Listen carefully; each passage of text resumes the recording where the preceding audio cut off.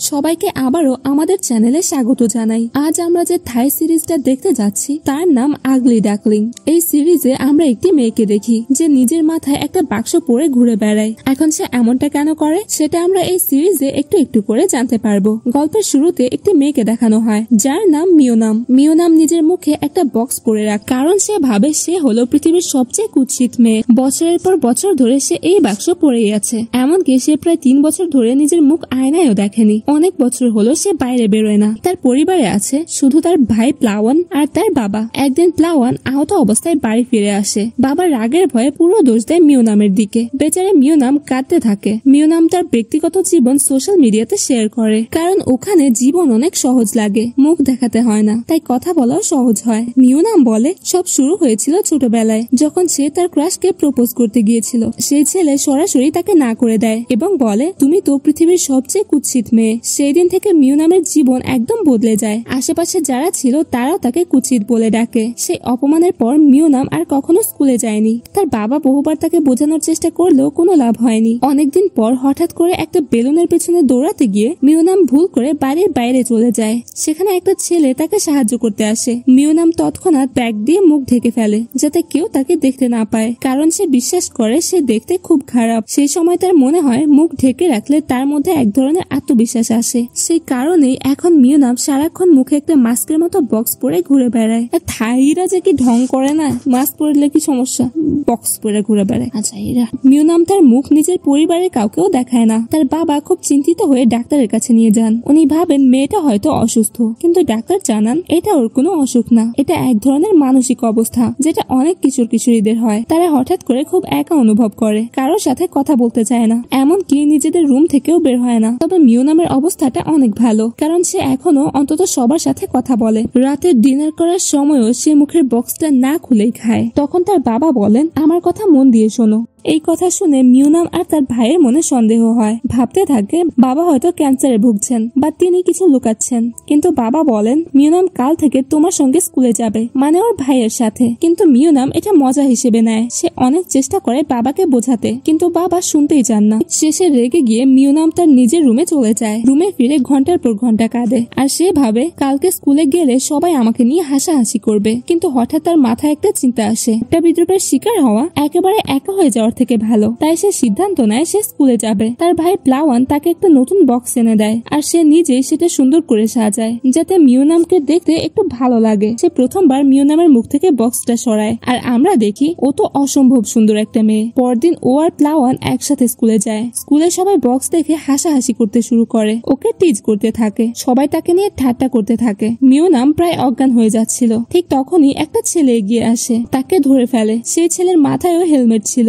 মিওনামের মতোই। ছেলেটার নাম মিন্টন। মিওনাম সেখান থেকে দৌড়ে পালাতে থাকে, আর দৌড়াতে দৌড়াতে স্কুলের সবচেয়ে জনপ্রিয় ছেলে জিরোর সঙ্গে ধাক্কা খায়। ওরাও তাকে ঘিরে ফেলে, বিরক্ত করতে থাকে, ওর বক্সটা খুলে ফেলার চেষ্টা করে। কিন্তু ঠিক তখনই মিন্টন এসে মিওনামকে বাঁচায়। জিরো এটা দেখে চরম বিরক্ত হয়ে যায়, তার ইগোতে লাগে। সে মিন্টনকে হুমকি দিয়ে বলে স্কুলের বাইরে আসিস। এরপর মিওনাম ক্লাসে ঢোকে। টিচার ওর ইন্ট্রোডাকশন দেয় এবং বলেন ওর প্রাইভেসিকে সবাই সম্মান করো, ও একজন স্পেশাল স্টুডেন্ট। কিন্তু টিচার ক্লাস থেকে বেরিয়ে যেতে বাকি সবাই শুরু করে পুরনো খেলা, ওকে বুলিং করতে থাকে। মিন্টন এই ক্লাসেই পড়ে। সে এসব কিছু দেখছিল আর তার খুব রাগ হচ্ছিল। মিওনাম চুপচাপ গিয়ে ক্লাসের একেবারে পেছনের বেঞ্চে বসে পড়ে। লাঞ্চ টাইমে সে তার ভাইকে খুঁজতে গিয়ে তাকে না পেয়ে একা বসে খেতে শুরু করে। সবাই এখনো তাকিয়ে তাকিয়ে দেখছে আর ফিসফিস করে তার কথাই বলছে। এমন সময় দুইজন ছেলে এসে ওর বাক্সটা সরানোর চেষ্টা করে। কেউ ওকে সাহায্য করে না, বরং সবাই হাসে। মিওনাম চুপচাপ উঠে চলে যায় এবং বাগানে গিয়ে বসে পড়ে। তখন তার কাছে মিন্টন আসে, তাকে একটা স্যান্ডউইচ দেয়। মিওনাম বলে আমি কাল থেকে স্কুলে আসবো না। মিন্টন তখন বলে প্লিজ তুমি স্কুলে এসো।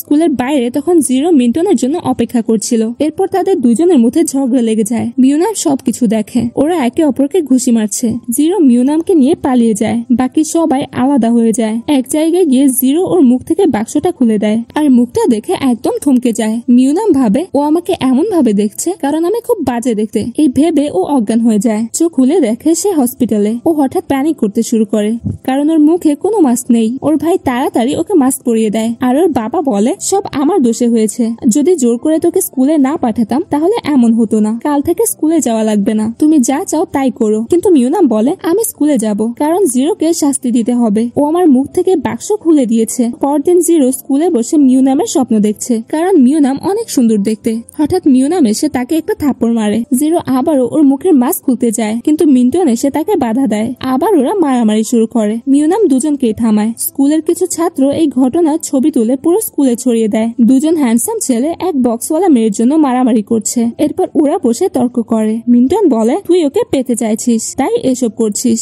জিরো নিজের সম্মান বাঁচাতে বলে আমি ওকে চাই না, ও দেখতে একেবারে বাজে। এটা শুনে মিউনাম আবার ভেঙে পড়ে আর সে সেখান থেকে চলে যায়। এরপর মিউনাম আবার আগের জীবন শুরু করে। বাড়িতে থাকছে, সোশ্যাল মিডিয়ায় কথা বলছে। ওর ভাই আর বাবা ওকে ঘর থেকে বের করার চেষ্টা করে কিন্তু মিউনাম আর বের হয় না। তখন জিরো তাদের বাড়ির সামনে আসে কিন্তু মিউনামের বাবা ওকে ভেতরে ঢুকতে দেয় না। পরদিন মিন্টন মিউনামের বাড়ি আসে আর ওর জন্য একটা স্পেশাল ডাক বক্স বানিয়ে আনে। মিউনাম খুশি হয়ে যায়। মিন্টন নিজের জন্য একটা ডাক হেলমেট এনেছে যাতে ওদের ম্যাচিং হয়। ওদের মধ্যে ভালো বন্ধুত্ব তৈরি হয়। ওরা গল্প করে এবং একসাথে স্কুলে যায়। কিন্তু পরদিন জিরো আবার মিউনামকে ধরে ওর কাছে ক্ষমা চাইতে যায়। ওর ভাই প্লাওয়ান এসে মিউনামকে রক্ষা করে। ক্লাসে তখন এক মেয়ে এসে মিউনামের সঙ্গে দেখা করে। ও ভাবে মিউনাম হয়তো জিরোর গার্লফ্রেন্ড। সে বলে জিরোকে বলো যেন ও ছোট ছেলে মেয়েদের মানে দুর্বল স্টুডেন্টদের বুলিং না করে। কিন্তু মিউনাম বলে সে তো আমার বয়ফ্রেন্ড না, আমি কিছু করতে পারবো না। লাঞ্চ টাইমে খবর আসে জিরো প্লাওয়ানকে মারছে। মিউনাম তাড়াতাড়ি দৌড়ে গিয়ে নিজের ভাইকে বাঁচায়। সে জিরোকে রাগ করে বলে তুমি দুর্বল স্টুডেন্টদের মারো, ওদের টাকার জন্য ভয় দেখাও, এমনকি হোমওয়ার্কও করাও, এসব একদম বন্ধ করো। জিরো তখন বলে তুমি তোমার মুখ থেকে ওই মুখোশটা সরিয়ে দাও, তাহলে আমি সব মেনে নেব। সবার সামনে সবাইকে বাঁচাতে মিউনাম অবশেষে বক্সটি খুলে ফেলে। সবাই চমকে গিয়ে তার দিকে তাকিয়ে থাকে কারণ সে আসলে অবিশ্বাস্য রকমের সুন্দর। এই প্রথম মিন্টন তাকে দেখে আর সে তো তাকিয়েই থাকে। বাড়ি ফিরে সন্ধ্যেবেলা প্লাওয়ান তাকে স্কুল গ্রুপের কমেন্ট গুলো দেখায়। সবাই তার সৌন্দর্যের প্রশংসা করছে কিন্তু মিউনাম কিছুতেই বিশ্বাস করতে পারছিল না। রুমে ঢুকে দেখে জিরো লুকিয়ে আছে। সে মিউনামের কাছে ক্ষমা চায়, বলে আমি তো মজা করছিলাম, আমি আজ পর্যন্ত তোমার মতো মেয়ে দেখিনি, তুমি সত্যিই অনেক সুন্দর। এই বলে সে চলে যায়। তবু মিউনামের বিশ্বাস হতে চায় না। সে তার এক অনলাইন বন্ধুকে বলে তুমি তো স্কুল গ্রুপে আছো, আমার ছবি দেখো তো, আমি দেখতে আসলে কেমন। বন্ধুটা দেখে প্রশংসা করে, তুই তো একেবারে অসাধারণ। এবার মিউনামের মনে একটু একটু করে বিশ্বাস জন্মায়, হয়তো সে সত্যিই সুন্দর। অবশেষে 3 বছর পর সে আয়নায় নিজেকে দেখে আর চমকে যায়। নিজেকে দেখে সে নিজেই হতবাক, এটা আমি। পরদিন একদম স্বাভাবিকভাবে সে স্কুলে যায়। এভাবেই শুরু হয় তার নতুন জীবন। স্কুলে সবাই তার প্রশংসা করে আর ধীরে ধীরে সে খুব পপুলার হয়ে ওঠে। এভাবেই সিরিজের প্রথম 2 এপিসোড শেষ হয়। এই প্রথম 2 এপিসোড খুব ইন্টারেস্টিং ছিল বলে সেটা এক্সপ্লেইন করলাম। তোমাদের ভিডিওটা কেমন লাগলো কমেন্ট করে জানিও। ভালো লাগলে একটা লাইক দিও আর চ্যানেলটাকে সাবস্ক্রাইব করতে ভুলো না। আবার দেখা হবে পরের ভিডিওতে, ততক্ষণ পর্যন্ত বাই বাই।